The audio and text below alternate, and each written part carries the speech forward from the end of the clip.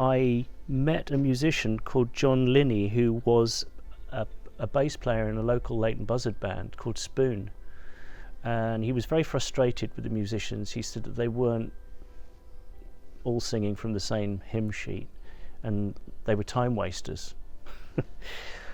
But he was going to leave this band, and I found out that they were going to then be auditioning for a new bass player. And I went along to the audition, and it was in October '79, one Sunday afternoon.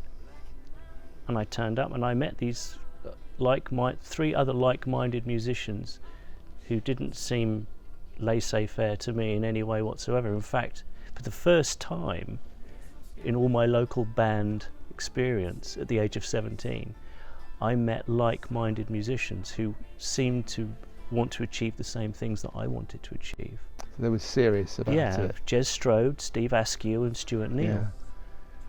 And I was younger than them, and first of all I was amazed they wanted to have anything to do with me, because obviously when you're 17 you always look up to the big kids. It's a bit like being at school. It feels like there's a sort of hierarchy or a pecking order, and yet they wanted to have something to do with me. I thought, this is great. You know? Like-minded and respectful. Yeah. So we formed a band. That was the Art Nouveau band, which then became Kajagoogoo. And at the early days you were playing music more like Devo, weren't you? Yes, well the music fashions were changing so quickly.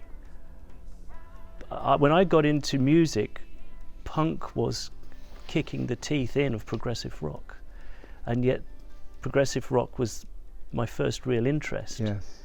But I didn't really care because I thought it was all great. You listen to the Stranglers, there's progressive rock in that. Dave Greenfield, the keyboard player? His keyboard playing was Bach.